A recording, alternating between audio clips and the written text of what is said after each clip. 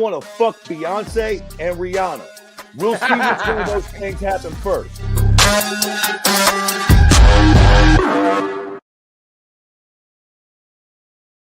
All right, back at it on a Monday night, ladies and gentlemen. Keyboard Wars, presented by Cageside.com. I made the law, Barry Kirby. Fresh off UFC 316, dude, where we saw a new champion, and then one dude just turned away another guy. So let's start off with the co-main event. Kayla Harrison fulfills her destiny, becomes a champion, and beats the dog shit out of Juliana Pena. Went about as well as you thought it would go, right? For who, Kayla? Yeah. Yeah. I mean, Did you think Juliana had a chance? What'd you say? Do you think Juliana had a chance? Well, no. No. That's what I was going to say. I guess we're just jumping right into it, are we? Yeah. Let's do it. Yeah. So,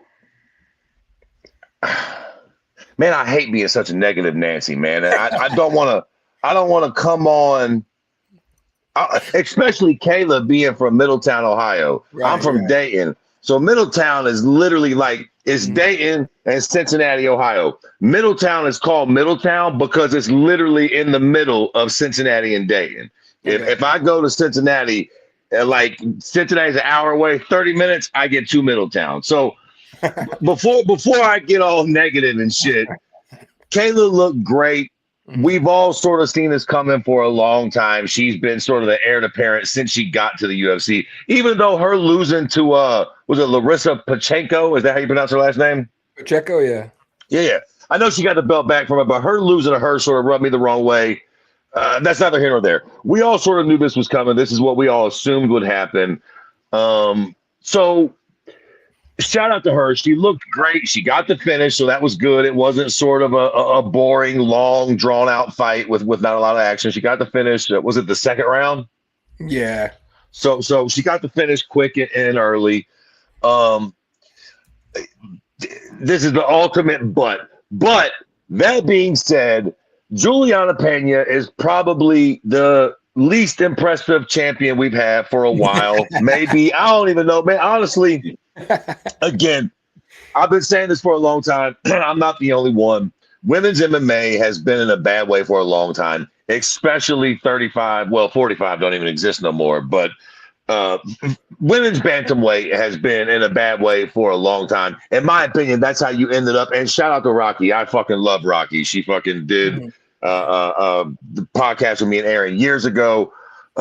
But that's how you get her and Juliana fighting for the belt in a horrible fight where Juliana sort of edges out Rocky Pennington and gets the belt.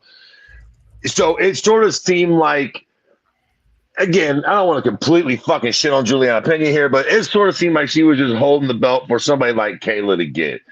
My problem with this whole situation is first off, women's MMA overall is in a bad way. 35 is on life support, but women's MMA overall is not doing great. Now, this fight drew Amanda Nunes out of retirement. So we're going to get Amanda coming back. We're going to get Amanda and Kayla at 35, presumably, which Kayla better start. She talk all that shit about Jesus and God, boy. She better be hollering at him and praying to God that they do it at 45.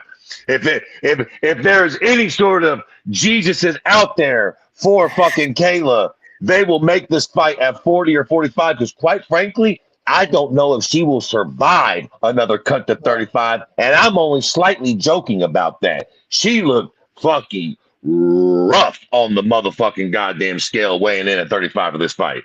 No bueno at all. That being said, man, look, this is a big fight for women's MMA. It's a good fight. If I'm being completely fucking honest, like Kayla won the belt from Juliana Pena, who we all knew was sort of, at the very least, a very bad matchup. Kayla was a very bad matchup for Juliana. You can make the argument that Juliana became the champion in a very weak division at an extremely weak time for the division. So it's not exactly like Conor McGregor knocking out fucking Jose Aldo at the peak of his powers. There's a difference when Chris Weidman beats Anderson Silva when we all thought Anderson Silva was God. So now you get that rub. Kayla beating Juliana Pena didn't mean a goddamn fucking thing in the grand scheme of shit. We all knew she was going to do that. So now she's the champion. But who really gives a fuck? Now we're going to get Amanda Nunes to come back, but let's just keep all that in perspective. She's coming back from being fucking retired. It's not exactly like she's in the prime of her fucking life. She's going to This will probably be both of their last fights, regardless of how it goes. Kayla sure as fuck ain't never cutting to 35 again, and she has to cut to 35 for this Amanda Nunes fight. And quite frankly, if I'm Amanda, I am absolutely demanding that this fight's at 35. I wouldn't bit more go up for the man on the moon. I'm not going to make it any easier on Kayla, so surely that's what she's going to do. But either way, this is probably Amanda Nunes's and Kayla Harrison's last fight, one way or the other. Win, lose, or draw for both of them. So, I don't know. Fuck that. I fucking hate that. Like, this fight will be cool, but as Dana would always say about boxing back in the day, it's almost like a going out of business sale. Yeah, this fight's cool. What the fuck happens to women's fucking bantamweight after this? Ooh, that's a good question. That's a good question because I'm with you, dude. I don't think Kayla does 135 again. I think now you're right. Amanda should absolutely be like, nah, bitch, fuck you. You're the 135 champion. We're fighting for your belt. I'm not doing 45. So the fight will be at 35. But I think you're right. I think we're looking at a fight where both girls might retire afterwards, and it always would be smart for Kayla to do that because she need to cut like that, dude. That's fucking rough. Every time she's cut to 35, dude, she's looking near death, and she puts on a brave face and does it, fucking flexing and shit, and does her thing and all that. But I don't buy it. I've seen it. We've all seen it. I've cut weight before. I know what it's, and I didn't cut weight like she does, like fucking 80 pounds, whatever it is, to get to 35. Right? It sucks asshole just to cut a little bit. Like I give her all the props in the world for people to cut that far and make 135 on the dot. That being said, I'm with you, dude. I think this they now. Do you think this is a main event for a pay-per-view? That's a good question. I think they would sneak it in as a main event. So listen, I'll tell you this. I think they better not. I think they better not. They might do it as a main event for a pay-per-view, but if they do, I don't know, man. Maybe it's just me, but I don't think this fight's that big. Straight up and down. I don't think, again, let me be super clear here. I'm not trying to talk shit or I'm not trying to be negative. I fucking love Amanda Nunes. I love the way she fights. But I don't think Amanda Nunes is a star. I don't think she's a worldwide star. I don't think she's a needle mover. I don't think she's a pay-per-view seller. We're just being brutally honest here. Amanda Nunes don't hold no goddamn records for no pay-per-views nowhere. Kayla Harrison is not a proven pay-per-view star in the slightest bit. To be fair, neither one of them are. If they try to headline a pay-per-view with that fight, they'll take a fucking bath. They'll take a fucking bath. I don't think that fight. Now, again, I suppose it depends on what you plug in the co-headline, and we can get real creative. But nah, man, I think for us hardcore dicks, that's a really big fight. Yeah. For the ESPN fucking casual dickheads, man, they don't fuck. You think they're like, oh my God, Amanda Nunes is coming back to fight? Get the fuck out of here. You think the random jerk off at B-Dubs is really that excited about Amanda Nunes making her fucking return to MMA? Yeah, maybe if she was fighting Ronda Rousey again. But newsflash, Kayla Harrison's not really that bitch either. Again, in MMA and hardcore fans, yes, but like, man, ESPN ain't gonna be trying to get Kayla Harrison on there. First Take and Shannon Sharp and Skip Bayless and those type people ain't dying to have Kayla on their program, man. She's not about to go do no major media publication. Like she's a star within MMA. And look, we could even have a conversation about the gold medals and all like that. But at the end of the day, who's the biggest star in MMA of all time? Conor McGregor. And he didn't have a gold medal for shit. Like Ronda had one in judo, but that was not what made her so massively popular in MMA. It takes a little something different, man. This is a big fight. It's a good thing for women's MMA, but quite frankly, I don't know if it's enough to save women's MMA. And it's a one-pop shop. Even if Kayla tries to stick around to defend the belt like one more time, I mean, you're maybe two more fights for one of these girls. Neither one of these women are young in the game. Like, we are at the very end of both of their careers, best case scenario. Yeah, I don't know, man. It's cool, but I'm not. People are like, oh, this is a big shot of a shot of adrenaline into the arm of women's MMA. Fucking is it? I mean, it's a little shot of adrenaline, but like if this fight happens before the end of the year, what's 35 women looking like going into fucking 2026? Like this will be a fun little end of the chapter, but once this is over, who the fuck is there? You're right, and I mean we could actually stretch this out to like the overall right picture MMA right now, right? Lack of stars, complete lack of stars. At least the ones that are fighting. Right, the two biggest stars in the sport you could argue are Connor and John. They ain't fighting. Certainly Connor isn't, and I doubt he's ever coming back. But before we get to that, I heard an idea pitched of doing Kayla Harrison and Amanda Nunes and Weili Zhang against who's she fighting? Fuck, Valentina as main co-main on a pay-per-view later this year. What do you think of that? You listen. In my opinion, you want to see how weak women's MMA is on a pay-per-view, pay-for-it level. Try that.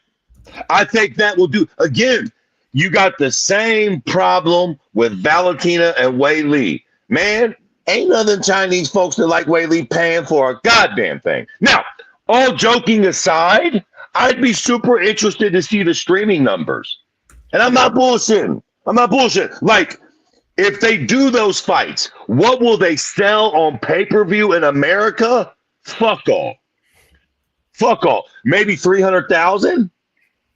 Maybe. Now, the streaming numbers will be interesting. How many fucking of the 8 billion people that live in fucking China will stream it?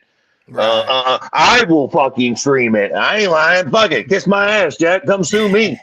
I ain't the one hosting the stream sites, but goddamn it, if they gonna stream it to everybody on Earth, why the fuck would I pay for it? I live in a trailer. Suck my ass, Dana.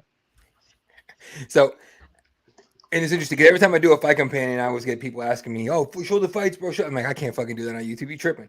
But they always ask me. You'll get people going like, "Oh, what can I go see?" And I always tell them, I code it. I'm not Brandon Shaw, but I just give them hints and they can figure it out on their own. But I got so many people DMing me this last weekend, asking me where they can go watch it, where the streams are, and all sorts of shit.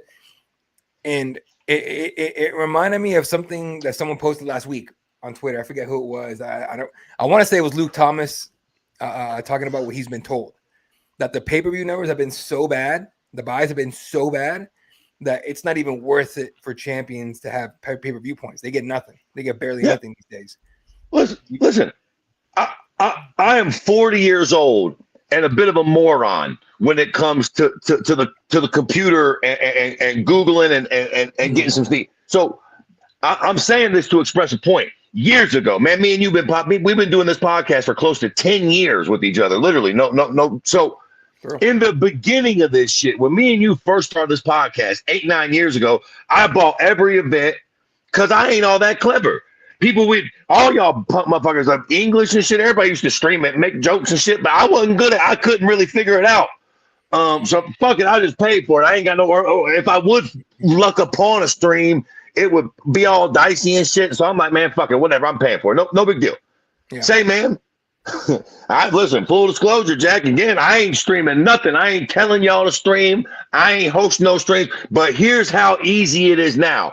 I am a fucking moron. You know what I did? I Googled it. Free stream for UFC, whatever the fuck.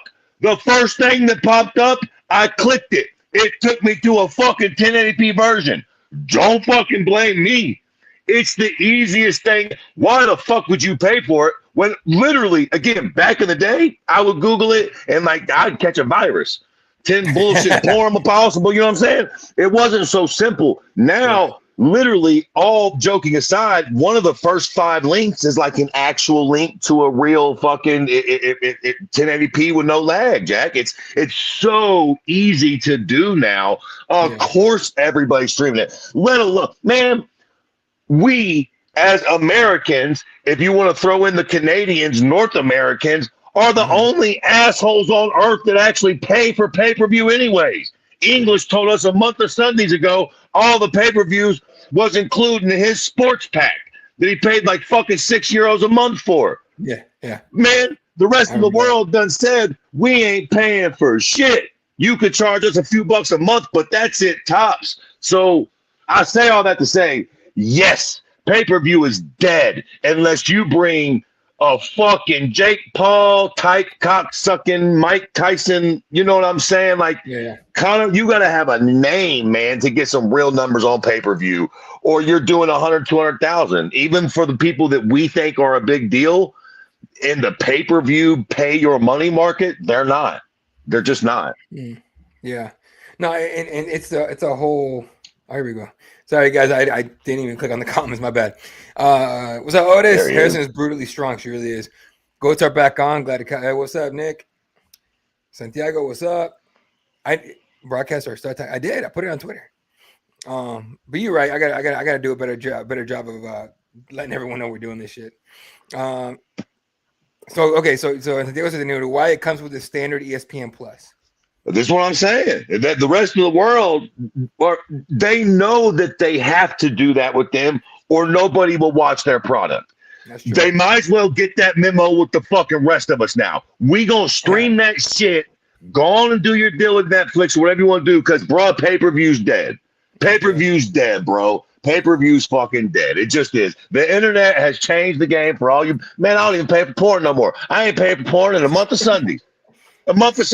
Since I bought a porn tape. You know, you used to have to go buy porn tapes, go through that embarrassing shit of going and buying a porn tape, unless you want to steal one from your daddy. Everybody's daddy was disgustingly nasty, so you had to go, you had to go buy a real porn tape, man. Man, ain't nobody buying nobody does any of that shit no more. They still they squeeze in these last little pay-per-view dollars out of us. All jokes aside, pay-per-view, I don't give, bro. Real talk, I don't think it'll last past 26. You'll still have people doing pay-per-views, but it's gonna be real rare past 2026 that you get any kind of money out of pay-per-view, bro. Period, for anybody. I'm not gonna lie. I hate to say it this way because I won't be surprised if they're still trying to do pay-per-views in 2026, 2027, 2028, like and on. I think all these old heads like Dana and all these other clowns are just like hanging on to this like old mindset. No one's really looking forward. I mean, that's why you got to give a guy, geezer like fucking Vince McMahon, as much of a disgusting fuck that he is. Like, you got to give him credit as far as the businessman goes. He gave the WWE Network a shot, and now instead of having WWE Network, they stream on like Peacock and fucking I don't know where else, right? Including their pay-per-views, I'm pretty sure, right? Like Otis, you tell me because I'm sure you watch it. Can you watch WrestleMania and the pay-per-views on like a stream service where you're not paying pay-per-view? All right, so he says UFC should do like a WWE Network and charge $15 a month for all pay-per-views and all their events. Nobody's paying $8 a month. So here's the thing. If they really wanted to try to get as much money, what they should do, and honestly, now that I think about it, I do think that this is eventually what they do, maybe even really rather sooner than later.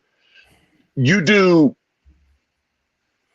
like 3 pay-per-views a year, and you give us cards that we will all pay for those 3 times. The rest of them, dog, you just give to the service, to whatever, whether it's Netflix, ESPN Plus. That way, you can hit us with a card January, February, around July for International Fight Week, and then we get the end of the year card, and you make them bangers. You make them bangers. You make them so fucking stacked that even if a couple people fall out, they're still lit as fuck, and we will all pay the shit out of it. You'll sell 1 million pay-per-views in this day and age if you got, John Jones fighting Tom Aspinall and fucking Amanda Nunes fight. That you want to sell fucking Amanda Nunes, Kayla Harrison? Give fucking John and Tom the fight on top of the card. That's how you get 15 million eyeballs, and then put fucking Wei Lee and Shevchenko under that. That's how you sell some fucking pay-per-views, baby. I know it ain't fair, but that's just the way it goes. You want to sell some pay-per-views, you got to bring some fucking... I would buy that pay-per-view. I wouldn't even stream it. I'd just be like, fuck it. Give me that. You know what I'm saying? No, I got you. 100%. So that was funny. Like, I was thinking about it. The more affordable something is, the more people will buy it. I mean, you're right. There'll still be a bunch of people that stream it, but if they could drop it, do it $15 a month for every single UFC event, that would be great. But I think what they're gonna do is they're gonna go to like 2 or 3 2 separate like streaming services, and it's gonna get messy as hell. I don't want to pay for fucking ESPN Plus and Netflix. I don't want to pay. You know what I mean? Like I think that's bullshit. I think it's just so irritating to have to fucking do that shit. Oh, they don't play with me. Listen, right now I stream the pay-per-views. and I pay for ESPN Plus. I'll be an honest addict. Y'all start playing with me, I'll stream all of it. Hey, listen, all that shit I see on ESPN Plus, newsflash, they stream that too. So I got yeah. They stream that too on the same sites that I go to. They stream those. You go let UFC have the balls to do a deal with Netflix and ESPN Plus. I'll suck your dick in third man if I'll start streaming all their content, Jack. I won't pay them a nickel. What would it take? This is a weird question I never asked you before, and I've actually asked somebody recently, and their answer made sense to me. What would it take for you to stop watching the UFC? Nothing. Okay. Nothing. No, no, nothing. They can't. I'm going fucking watch. Yeah. I'm a degenerate fight fan. I have been for a long time.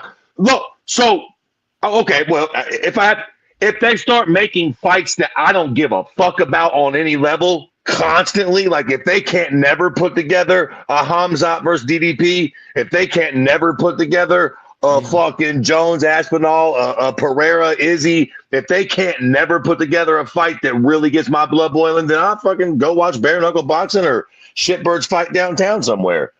But as long as they can put on good fights, man, I don't really care about all the extra shit, to be honest with you. I see people get so bent out of shape about John Jones and Dana White. Man, do I want to see John fight Tom? Yeah, I sure do. If he don't, I don't really give a fuck. I mean, I hope he does. And I don't want to see him fight nobody else. That would be a little ignorant, but people just do too much. These little nerds, they got a petition up. You see this? I know I'm switching gears a little bit here. We ain't even really talked about Merab and Sean O'Malley yet. We'll get to it, but yeah. You see they had a petition to strip John. I've been laughing since I heard about it. These crybabies came out with a listen. The crazy thing is, I'm not even suggesting that maybe you shouldn't strip John. I'm just saying, what sort of dummies think it matters? It don't matter, man. Listen, we just need to find out whether John gonna fight Tom or not. That's all. You can strip him from the belt. Take that belt all you want. But then if John says, say, I changed my mind, I'll fight Tom for $16. Line it up. There ain't a God in heaven if we ain't all gonna be front row, and ain't nobody gonna give two wet farts about whether John got that belt or not. He's John fucking Jones. You think he needs that belt to do anything? Strip him for the belt. Do it. Who gives a fuck? Matter of fact, you know what? I know everybody's so fed up with John and everybody's so pissed off at man, I'm fucking with him. I'm fucking with John Jones. I like it. He even put a little Vinny Vici, motherfucker, take that belt. You think John gives a fuck if they take the belt from him? Who gives a shit? He is the fucking belt. And I know Tom Aspinall just said he wants the heavyweight belt, and I can dig that. I can dig what he's saying. Like, he just wants to be champion and continue his career. But let's make no mistake about it. John could hand deliver the belt to England himself.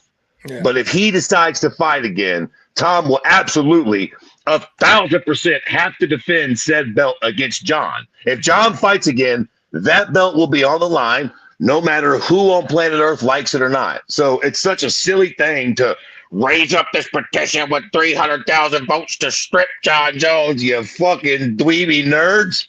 Go get some pussy and do some drugs. So, yeah, dude, it's the petition made me laugh my ass off. So I heard, oh, what's up? Yo, what's good? What's going on, man? Been a while. The UFC talent's improved, though. There are too many lame performances these days. What happened to highly competitive fights like Weidman, Rockhold, Joanna Weili, Zhang won? We're in a different time, bro. Different time. Anyway, but honestly, we'll actually go on that here in a second. But one of my buddies actually texted me, goes, "Hey man, you signed a petition yet?" And I'm like, "I don't do petitions, but what, humor me. What petition are you talking about?" And he goes, "Oh, they're trying to petition the UFC to strip John Jones." And I just text back, ... What? Like, what? I go, yeah, man, dude, they're trying to, this is bullshit. We need to stop this. And I go, buddy, when have you ever seen a petition fucking work for anything? Okay. Now, great. You want to voice your displeasure? You're not happy John he's not stripped yet? Great. Do your petition. You know what Dana White's going to do to that? He didn't even hear about it. He didn't hear about it till yesterday. Yeah. At the post fight, they asked him, like, "Hey, so this is a petition." Everybody just kind of goes, yeah. He did that. I'm like, it's not gonna nothing's gonna happen, right? Like, you want to exact change, and this is You can put this on anything, not just UFC, not just pay-per-views, not just anything. Vote with your wallets. The one fucking thing that talks. You always say it, right? Money talks, bullshit walks. Your petition's bullshit. You want to talk? Don't buy anything. No UFC, nothing. You want to talk. Well, and here's the reality. You just said it. Money talks and bullshit walks. Let's be super fucking clear about it. We were just talking about pay-per-views. In all of combat sports, who sells the most pay-per-views tomorrow? Whether you like it or not, boys and girls, Conor McGregor, still number one. I'll take an argument if y'all want to try, but if Conor comes back and actually gets in the cage, he's still probably going to fuck around and sell 1 million pay-per-views. I still believe that. Here's the fucking point that I'm making. Number 2, John Jones. Yeah, it's not Francis Ngannou. Francis Ngannou cannot fight anybody and sell pay-per-views. I'm sorry, but he cannot. And Tom Aspinall also cannot sell pay-per-views on his own. I'm sorry, he cannot. John Jones sells the most pay-per-views. He's that guy. When John steps in the cage, especially if it's against Tom, he's the guy that's going to sell a potential 1 million pay-per-views. So yes, a bunch of little nerd dickhead losers in their fucking basement fucking texting about goddamn stripping John ain't going to make 2 fucking bits of difference to somebody like Dana. Even if they do stripping, if he decides to fight again, he'll just skip the fucking line. I mean, again, it's really redundant, silly talk. Take the belt for all the harm it'll do John. If and when he decides to come back and fight, he's still John Jones, man. And to all due respect, he fucking deserves it. At a certain point, you just are kind of that guy, man. Like, it just is what it is. If he fights again, he'll fight for the belt and whoever has it. That's just the end of it. Yeah, no, 100%. So, now, do you think that fight's going to happen? Dana keeps saying it was. So, okay, back then, Dana was like, I'm making it happen. The fight's going to happen, blah, blah, biggest fight in UFC heavyweight history.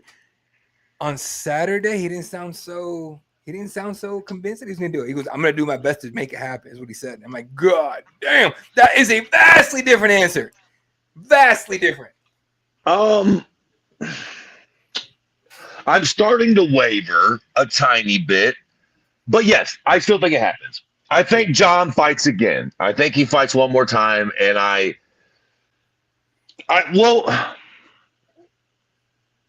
think John wants Tom to fight again. And I think a lot of people would say, well, he wants Tom to fight so Tom can lose so he doesn't have to fight Tom. Mm-hmm. Maybe there's a little bit to that. Sure. Or I don't know. Maybe there is a little bit of truth to that. Or maybe he just wants to make sure that this guy's worthy of his last fight. Again, if we was to sit down, everybody, this is why I get so annoyed by sort of crowd talk and hype and shit. Like, listen. Mm-hmm. Tom is the next guy in line. And if John is going to fight, he should fight Tom Aspinall for sure. That being said, John Jones is probably the greatest motherfucking martial artist that any of us have ever seen compete in an MMA cage, including all your favorites from fucking Fedor to BJ Penn to Anderson Silva. All of them, John's the fucking GOAT. You can make the steroid accusations, but if we take it off the table for a brief moment here, there's no denying that he's the best fighter that's ever fucking lived. This will 99.9%. This is, again, all due respect to Nate Diaz and Mike Perry and all the guys that did their thing in bare knuckle or went on to do this or that. We're talking about John Jones here, man. This guy is our Ali, our Floyd. Like, he's the guy. So this is probably the last time he fights fucking ever. I can see where John is like, I don't love the Tom Aspinall fight. And again, it's like, I get annoyed. People like, oh, he's scared. He's scared. Please shut the fuck up. It's John Jones. Y'all got to start. I mean, put some respect on his name. He's not fucking scared, you dickheads. Maybe he's scared to take the chance, and I fucking get it. This is a guy who's been fighting fucking legends since before most of you fucking jerk-offs were watching the sport. He was fucking killing guys like Shogun and Rampage and fucking Lyoto Machida in their prime when they were fucking dangerous fights, man. John was fucking finishing these guys, taking on all comers. And he did it for fucking ever, man. I can see where he's like, the risk reward ain't great with Tom. Who's Tom Aspinall's biggest fucking win right now, man? Sergey? Yeah. And I'm not saying it's not a good win. I'm not saying he doesn't. Curtis Blades, like, who is fucking Curtis got Tom's? hurt.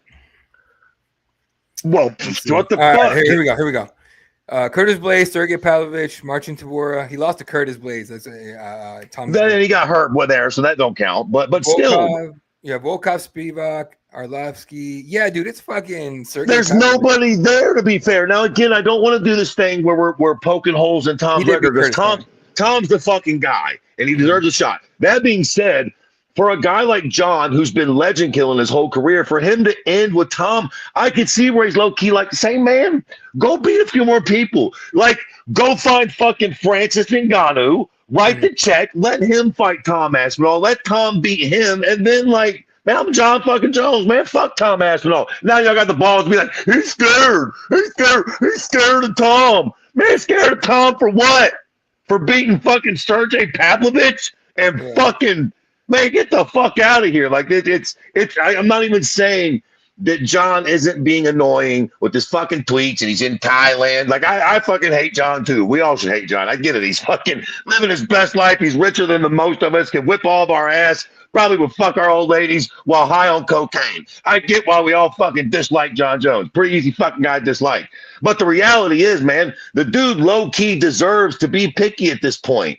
And I sort of see his point where it's like, Tom, I get it, but, like, I don't know, man. Fuck fighting you for my last fight, man. You don't even really and again, it's no shade to Tom, because it's not his fault that he hasn't got to fight any legends. He just is sort of, it's been a weird time at heavyweight, man. Heavyweight is really fucking sort of weak and shitty right now. But, like, fuck, you know, John deserves to fight a fucking Fedor, at the very least a Frank Mir or something. I mean, at all due respect, Tom Aspinall doesn't even have the goddamn legacy of a Frank fucking Mir. Right. No, it's just, I mean, John made the fucking point, right? When he was talking about what he said. He said, Tom does nothing for me. He does nothing for me. And I hate to say I wouldn't quite say nothing, but it's the risk reward is way higher to lose than it is. Like, if he beats Tom, we're all just going to go, oh, well, maybe Tom, we're all going to point at Tom's little shitty record like I just did, and blase. Like, John does have a point with that shit, man. Here's the thing, Patrick Mixon, this is a slightly different argument, right? And it's not 100% applicable, but Patrick Mixon's into the UFC on Saturday, loses to Mario Bautista, doesn't look good at all, but we've seen him look a million times better than that. Everybody that did not watch a fucking Patrick Mix fight is like, oh, he sucks. There's one fucking dude went and put out a video talking about Patrick Mix sucks and he's getting dragged. He's like, you're a fucking dumbass. You clearly only watch UFC. Like, the dude's account says MMA something or other. It's like, change it to UFC something or other. Fuckhead. Like, you don't watch everything. Now, it was a shitty time for Patrick to have a shitty performance. But fair enough. Now, switch it over to Tom and John. If John and Tom fight and John beats the living dog shit out of Tom, it looks stupid. Is that gonna prove John's point? You know what I'm saying? Not really. It's just listen, it will be a huge sprinkle on the cake. But yes,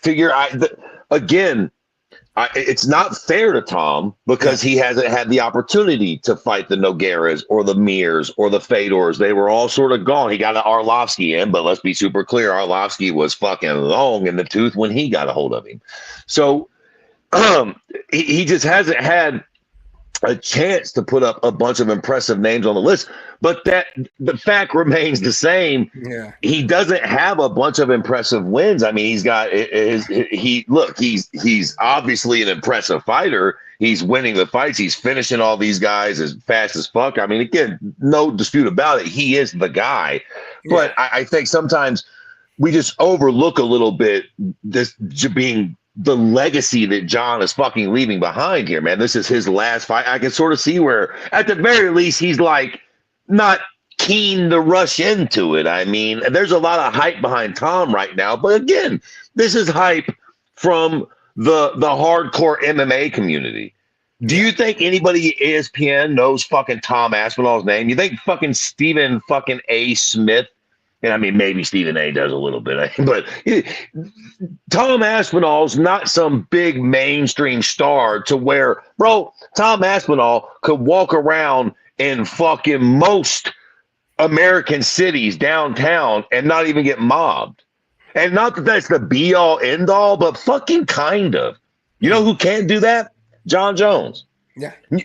I'm in fucking little measly Ohio. Tom Aspinall could go to downtown Dayton and drink, and fucking 6 of us would be like, oh, wow. Like, nobody would mob that motherfucker here. Like, maybe if he was in New York City, maybe.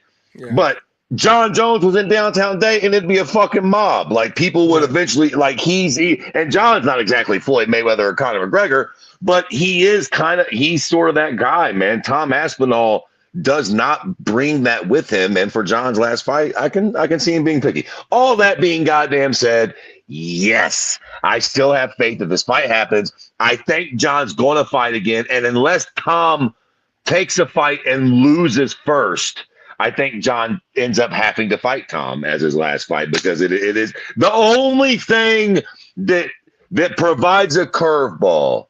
The only thing is Francis. I highly doubt that they pull a deal at the midnight hour and they get him back in the UFC. But let me tell you, everybody that's like, Dana hates Francis, he would never. Dana has went on record and said, I will never do business with Francis Ngannou again. Here's the thing. I've been watching the sport for a long time. I've heard Dana call Tito everything but a child of God, and then still sign that motherfucker. He signed to a fight, and Tito wore a shirt that said, and I quote, Dana is my bitch, knowing that Dana was going to be like, so Dana, if the fucking price is right and shit can get done, I don't rule that out completely. Again, I highly fucking doubt it, but I'll tell you another thing. I wouldn't rule out that is the weird little piece that's holding everything up. Because isn't Francis, what's his deal, man? Does he owe PFL fights? Like, is there, because the UFC, if they want to, could flex a major muscle and like buy his contract out or something, right? They could pull some major shit and still get Francis back. I don't think they're going to do that, but that is possible. That's possible still. So if they pull that one on old Tommy boy will be waiting out. Short of that, I do think John fights again, and I think he eventually fights Tom Aspinall. Yes. Yeah, no, he will. I think, and I hope so. I hope we see it, but you know, so Diego makes a good point though. Leave the sport after beating the best of the new wave. It will be impressive, right? And I agree. If he beats Tom, he could be like, all right, I'm out of here, bitches. I'm done. There's no more for me to do. There ain't nobody else you guys can talk about. I'm ducking or anything like that. Like, fuck off, everybody. I'm out of here. I'm not pulling no bullshit. See ya. And yeah, that should be the move. That should be the move. Now that's an exclamation point on his career. Yeah, just fucking mic drop and leave. Right? I mean, now. We keep hanging on this point. We're already fucking 40 minutes in the show. But so we got we got to fight the rest of it. But anyway. I'm probably one of the few that would be mad at him if he just said, you know what, fuck it, I'm not even gonna fight Tom. I'm done right now. Fuck you guys. I wouldn't be mad at him. A lot of people would be pissed and be the ducking and all that shit would come out. But John Jones being John Jones, I would just be a dick and be like, all right, eat a fat one, motherfuckers. I'm out of here. So here's the thing, man. This is why I think we can all say you can all say what you want to about John Jones. I think in his heart of hearts, he is a driven competitor. I do think that he's pretty comfortable with his career, but I think there's a part of John. I don't think John's done competing. I'll just put it straight like that. And I do think that John is way too good to go do bare knuckle or something. I think, again, I hadn't really thought about this angle, but maybe there's a weird angle in which John does the whole sunset clause, leaves the UFC, and then fights Francis Ngannou in another organization. I doubt that very highly too. But I don't think John's done fighting, man, because I think he likes to fight. I do think he wants to be the greatest. So I do think that eventually John fights Tom or Francis, because he doesn't need to. But I think people love to like sort of talk shit about John Jones, but listen, let's be clear. John could have left before the heavyweight thing. He didn't have to fight Sterogon or Stipe Miocic. He's been the greatest, like he could have just dipped off. He's been old for a while. He's known that. We've all known that John's getting a little old since the fucking Saint fucking, what was his fucking name? The big, tall, goofy Saint Preux. Oh yeah, Vince St. Preux. Fuck's his name? Yeah, OSP. Yeah, John has clearly not been quite himself since he came back for that OSP fight. We've all known that. And then he had the fights with fucking Anthony Smith and the Dominic Rance debacle and shit. So like, John knows. We all know. So like, he could have been stopped. The reason that he keeps competing is because he fucking he's one of those dudes, man. So like, I think he's going to compete at least once more. I think he'll fight Tom. I think eventually he will fight Tom. There you go. All right. Yep. We'll see what happens here, man. But it is what it is. And then the main event, real quick, because we're already running out of time. Merab being handled, finished. Sean O'Malley. Post the fight, right? Again, this is how fickle fight fans are, and I'll fucking keep saying it. The worst fan base in all of sports is fight fans. Y'all can argue with me all you want to, but nobody else does fraud checked, washed, and like that shit, like fucking fight fans. So before the fight, Sean O'Malley's gonna knock on Merab. Yeah, fuck yeah, Sean O'Malley, all this other shit, pink hair, blah blah, whatever. Dude comes in, gets finished, and now he's a fraud. Now he's washed. Now he should have never gotten a rematch. The fuck, you guys? Are you assholes? You guys all know the future now. You guys know what's gonna happen. Like, eat a dick, motherfuckers. Like, that shit pisses me off. It irritates the shit out of me. Now, that being said, what did you think? Okay, do you think it was more Merab? Is that good, or Sean O'Malley just don't have it? So I think Merab's that good, man. And I'm not. I think people are getting a little cute about that. He's a goat. He's a goat. Easy. Come on, now. Hey, easy. Dom Cruz is still around. Relax. Right. I don't know. I don't know if I'm going to say he's a fucking solidified goat just He's yet. on his way. But Merab looks real good, man. He looks real fucking good. He looks real good. I don't think that Sean looked very bad. I think Sean looked real good up until fucking Merab put the fucking choke on him, all things being equal. I mean, he wasn't like doing great, but he wasn't doing horrible in the fight. He wasn't getting his ass whipped. Look, there's a lot of times like that and a ton of fights where a guy slaps a submission on, he just doesn't quite get it. Merab just got it that time. He slapped it on and he fucking, submissions are like a game of chess, kind of. You can put the king in check, but it's hard to get him in checkmate. But when you do, it's fucking over. Submissions are a lot like that. Like a lot of times a guy throws a submission on, but it's check. It's not quite checkmate. Merab just got the checkmate on him. You know what I'm saying? He applied that bitch and it landed, and that was it. He got it. So Merab is just, man, you got to give all the credit where it deserved. Merab looked good. And to your point, man, hindsight is a bit 2020, but look, man. I seen people like sugar Sean. Man, he won the fight with Peter Yan. Whether you think he didn't deserve it or not, he beat Peter Yan in a fight. Yep. He beat the dog shit out of Cheeto. And again, you can do 2020 and say Cheeto's this or that. Man, Cheeto's a bad lad. Cheeto's a very good fighter, and Sean made him look fucking mediocre at best that night. These are impressive performances by Sean O'Malley. So, man, you can't just go back, he didn't deserve it. No, man, he's a great fucking fighter. And Merab is just, Merab's on a different fucking level right now. What are you going to do? Merab looks really fucking good. Do you know the thing I like about Merab or the division in general? For me, and maybe it's just because I've been watching MMA for so long, I lived through Anderson Silva. I lived through Fedor. I lived through John Jones at 205. Which he never lost, so that's not a good one. But I lived through all the Ronda Rousey eras, the eras where we've seen people who are just like, who the fuck's going to beat this person? Right. Who is going to beat and then somebody beats it. So Merab seems very beatable to me. I think Corey Stanhagen can absolutely beat Merab. Will he? Probably not. Like, if he was holding my baby over a cliff and you said, who going to win? I'd probably like Merab. But, like, I can see there's ways you can beat Merab, but good luck doing it. But you can see paths to victory to do it, which I find very appealing. I like that. It's so Merab looks fucking great, I thought. Yes, if you go back and try to like cherry pick shot, you're being a fucking dick. Again, Sean O'Malley's one of those people that's easy to dislike. I get it. But like, look, man, he looked good. He looked good. Merab's just a fucking animal. And again, bro, it's sort of when you get a one-hitter quitter. When somebody just like it, the fight can be going really good, and then somebody just lands that shot on you, and down you go. And I mean, again, you lost the fight, but sometimes it's like it's not really exactly representatory of how the fight will go. The first time that Cain Velasquez and JDS fought, JDS knocked Cain out. And then Cain beat the absolute dog shit out of JDS twice after that for 10 rounds straight.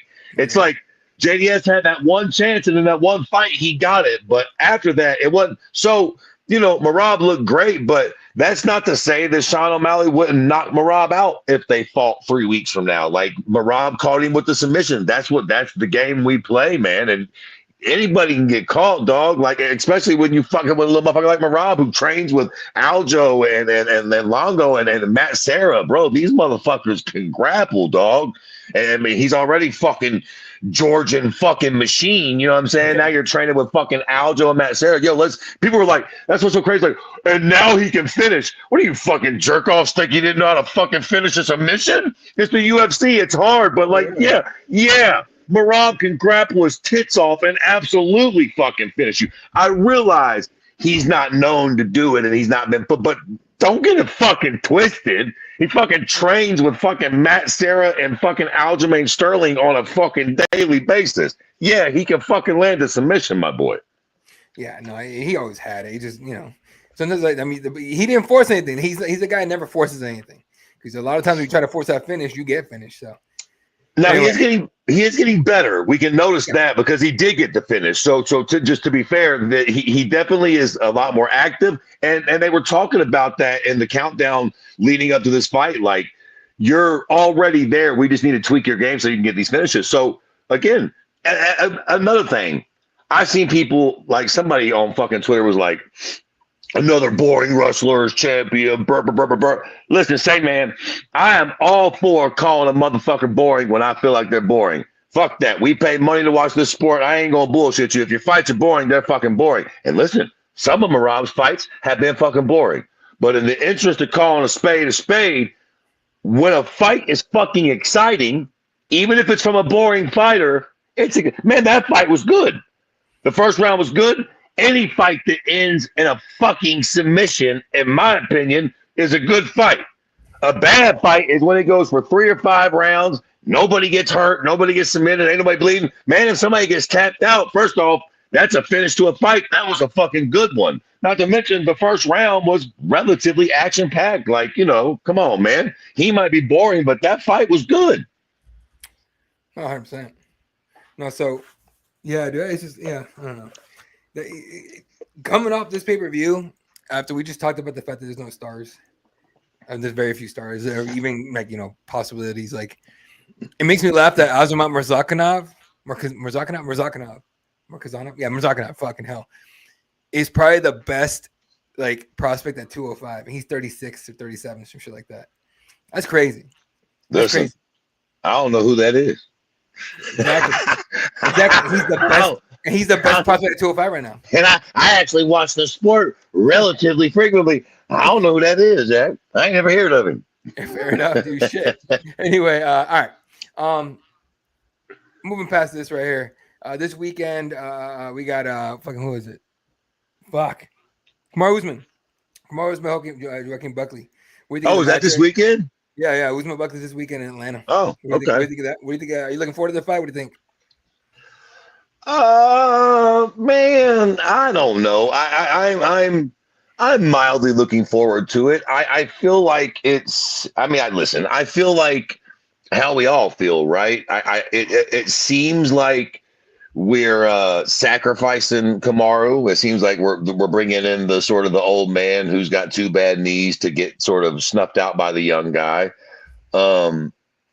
Obviously, I don't think Kamaru's completely fucking washed yet, so I guess there's a little bit of intrigue there, but it seems pretty standard old guy fucking pass the torch. Like, this is the fight where Joaquin Buckley sort of like shines and we get to see him beat like a star, but like At least Usman is not extremely old and washed. I'm not disgusted with this fight. It's okay, but it's on the borderline. It's one of these fights where like one of these motherfuckers is clearly past their prime. The other one may well be in their prime.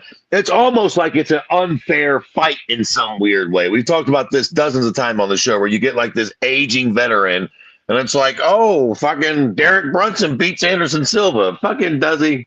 Or Jake Paul, rather, beats Anderson Silva. Fucking does he? Did he really, though? I mean, he did. He fucking did. But, like, you know, did he really, though? Did he beat that Anderson Silva that we all know? Or, like, he caught that motherfucker 13 years later after fucking, you know, God knows what in his personal life, for fuck's sakes. Yeah, who fucking knows what the fuck is going on with that shit? But, So that's why I feel about this Usman fight. I mean, what do you think about it? Like it's fucking like, clearly the old guy versus the young guy, right? Like what are we thinking here? We thinking who's 100% true. But Usman's like my skid marked underwear washed. The fact that you kept your skid marked underwear, bro, you need to let that shit go. But I wouldn't say washed at all. I will say he's up there. He's only got a couple fights left. This is his last gasp right here, dude. Buckley beats him, especially if he finishes him. I think Usman goes, I'm out of here, man. I'm good. Because if he loses to Buckley, he ain't fighting for a title ever again, right? So what do you think actually happens? What do you think happens? Do you think he is going to lose to Buckley, or do we actually think that Usman is washed or not? No. I think Usman can still fight. I think Buckley's just. I put a lot of stock on momentum. He's got a lot of it right now, and I think he's going to show everybody I'm ready for a title shot on Saturday. I think he's mentally. I think he's putting all his eggs in that basket, right? And so I think he wins, and I think he gets a title shot off of it. Honestly, I don't know. Now, if he finishes him, absolutely, you give him a title shot off of that. But even if he just wins, you at least put him in the conversation. I think he's getting snuffed out. Usman's gonna get him? Usman. Rather. I think Usman is old. I think that 170 seems to be, in my opinion, the division of the young man. It's like they keep doing these fights at 70, and the young guy like trounces the old guy, whether it's fucking Ian Gary or fucking Shavkat. I mean, all the older veterans at 170 have been just getting fucking whittled away. And now even fucking, I don't know if Jack Dale is that much younger than fucking Muhammad fucking, but nonetheless, what the fuck? In general, I feel like these young guys at 70. Whereas at 55, I feel like the veterans like Poirier and Gaethje still like fuck around and win those fights and stay relevant. At 70, I don't feel like these veterans really be winning these. Like they'd be dropping like flies, and I think tomorrow's just going to be another one, along with the fucking Covingtons and the fucking Tyron Woodleys. For some reason, I just feel like the fall from grace at 70 is stark and fast, Jack. Oh, it's a steep one. It's a steep. I mean, Jorge was hot shit, and then I swear 70 is just bro. You're like there, and then fucking It's the steepest. 70 might be the steepest drop in all of MMA. It may well be. It may well be. You know, because you make a good point about 55, 85 guys hang around because it's mostly a lot of power guys and veterans will kind of win. Yeah. But at 70, it's like you better be a young buck or you better be on your shit, bro. Because damn. But that makes me laugh. That's a good fucking point. But yeah, dude. All right, let's real quick on Colby Covington. Makes me laugh. Kevin Holland called for a fight with him and a Ultimate Fighting coaching spot, him against Colby. Any interest in either one of those? Well, I mean, I wouldn't bit more watch the Ultimate Fighter than the Man in the Moon at this point. But I do like the fight with him and Colby for all the harm it'll do. It was nice to see Kevin Holland get the submission. I mean, yeah, man, I like Kevin Holland. He's a fun fighter. He shoots his mouth off. He's not exactly extremely malicious, but he always makes pre-fight antics fun. Like, why not? Now, I get this sneaky feeling that Colby's probably going to be like, what the fuck would that fight do for me at this point? But yeah, it's a fun enough fight for me. And again, them being coaches on the Ultimate Fighter. The problem with that is, it's just messy and annoying.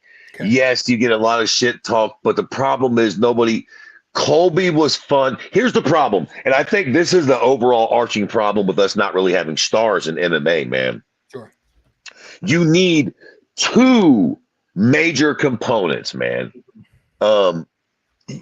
you need the personality, whether that's being like Fedor and sort of having this stoic nothingism and being from a different fucking country where you can all get sucked into your fucking mysterious intrigue, Shavkat Rachmanov. But what did Shavkat and I'm just butchering these cats' name, my bad boys. But what does Shavkat and Fedor have in common other than having remotely mundane personalities? They fucking won. They were fucking savages in the cage. They won all their fights. They're fucking undefeated, finishing guys, brutal fights. Like, you gotta have both of those fucking things. And we got a lot of people who got one or the other, man. Wei Li Zhang is a bad fucking little broad, Jack. She can fight her ass off. Fucking Shevchenko can fight. And Shevchenko's actually interesting, but sometimes interesting. I like to shoot guns and dance and be pretty girl and be a good fighter. It just doesn't fucking really connect. You need that the Ronda Rouseys, the Holly Holmes. If Juliana Pena was a better fighter, we would be cooking with bacon grease. If Juliana Pena came out and whipped the dog shit out of Kayla last night and shot that fucking mouth off, we'd be on to something. But as always, Juliana only has one thing. She's very dislikable. If Juliana could fight her ass off, we'd be cooking with bacon grease. But she's not that great of a fighter.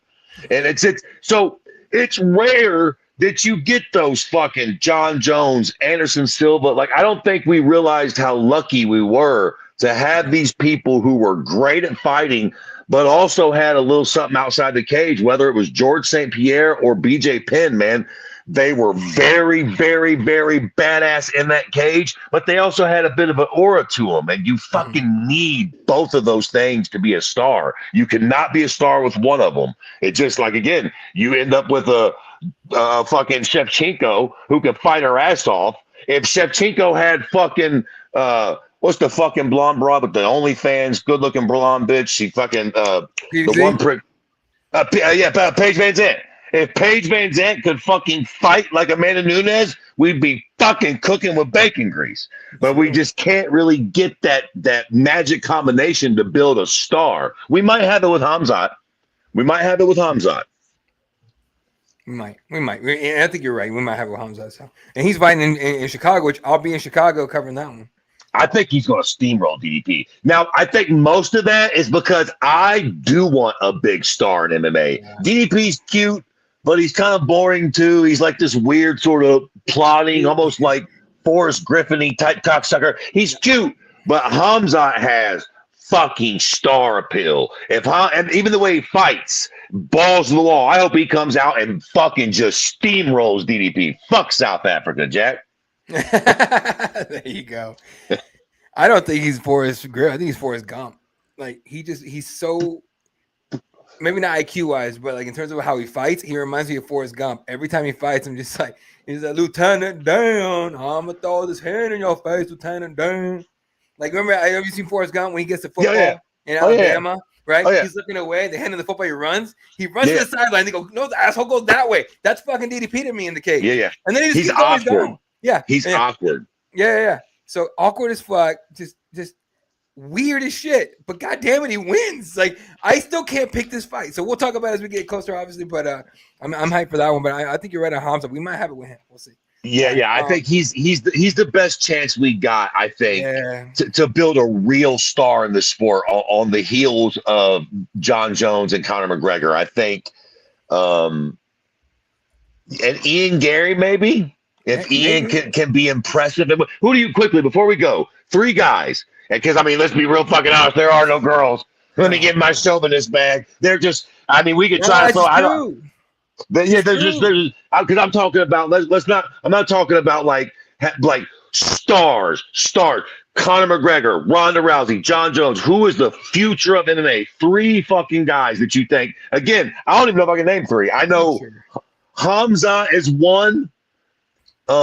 Again, maybe Ian Gary / Shavkat Rachmanov, depending on, because I think they got the talent to do it in the cage too. Damn. And maybe Tom Aspinall, if he gets the John fight and keeps winning, if he can smash John out and keep going, maybe.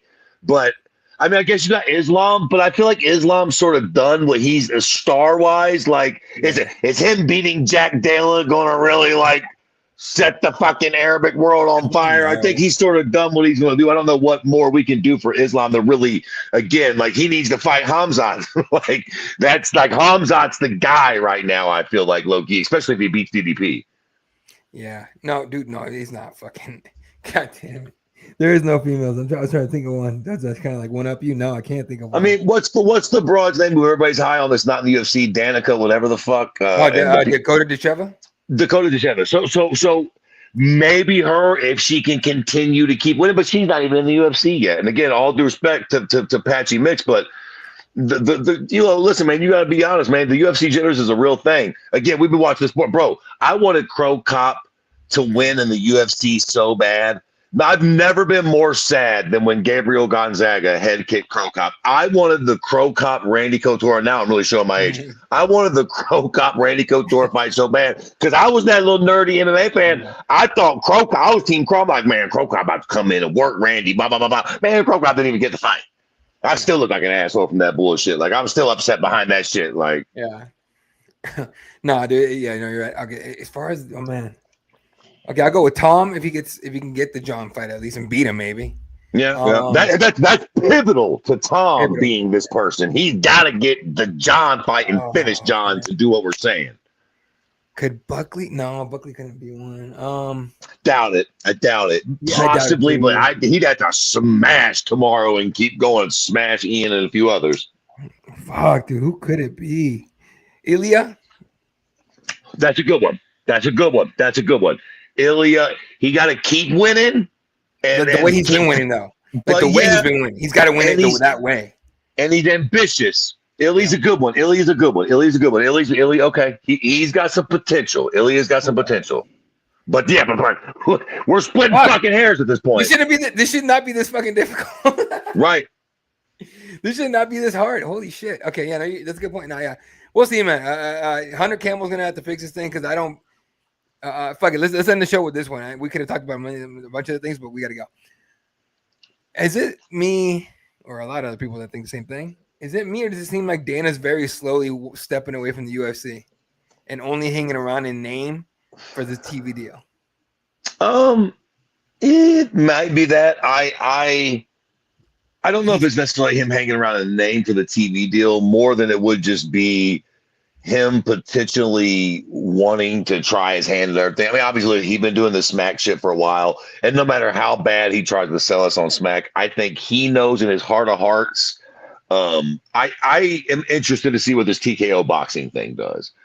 I think that might be where we start seeing a lot more of Dana's attention being focused. I think that is where he still says that he's the one that's going to be promoting Terrence Crawford versus Canelo Alvarez. Mm-hmm. If that's true, it's hard for me to imagine there's a lot of other shit taking up a lot of real estate in Dana's mind right now. Other like Canelo versus Terrence Howard, Jesus Christ. Canelo versus Terrence Crawford in boxing is fucking huge. That is a big fight. Probably, probably about it. It will be the biggest boxing match of 2025, bar none. And if Dana's getting the chance to sort of promote that and build, like, I think that's big for him. It has to be. And right now, again, all due respect to Kamaru Usman and Joaquin Buckley, you think Dana's overthinking that?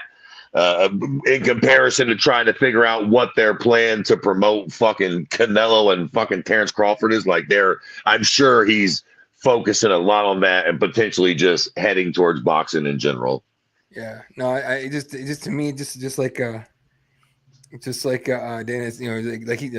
Perla says, Dana has been AWOL. He skipped a couple, he skipped every fight night at this point. He didn't even show up to the Canada post fight. He was there. He was at the fights, but he sent David Shaw in there on Saturday. He's just like kind of like, yeah, I'm here. You can make the point, man. You can make the argument that this is, bro. I'm telling you, man. Canelo Terrence Crawford's huge. This is a big fucking fight. You can make the argument that he's about to promote the biggest boxing match of the last few years. And listen, there was a time where you could say that wasn't a big statement. These last few years have been really impressive for boxing. Like Terrence, but it don't get no bigger than Canelo. And if you can actually put a real live body that people think actually has a chance against Canelo now, you are fucking cooking with real bacon grease, Jack. Again, when you're talking about people that actually sell pay-per-views, Canelo Alvarez, buddy, is one of the few people. He can fight a fucking mop bucket and it sell 1 million pay-per-views, fighting a real fucking legitimate undefeated opponent, moving like, yeah, this is big. This is really big. Even if the fight ends up being a dud, it'll get promoted as the biggest fight of the fucking century, and it's going to be fucking huge. So interesting that Dana White's even getting the chance to promote that. Honestly, shout out to fucking Sheik Turkey. This is a crazy world that we live in. That Dana's going to be promoting that fucking boxing match. Holy shit. It is weird as shit, but yeah. All right, well, we'll see what happens here with that. But yeah, I can see that if Canelo Crawford does fucking massive, which you should, but if it does even bigger than anyone thought, and it's a crazy fight, damn, I'd be like, I'm out of here, motherfuckers. I'm finally gonna do what I've been wanting to do this whole time. So promote boxing.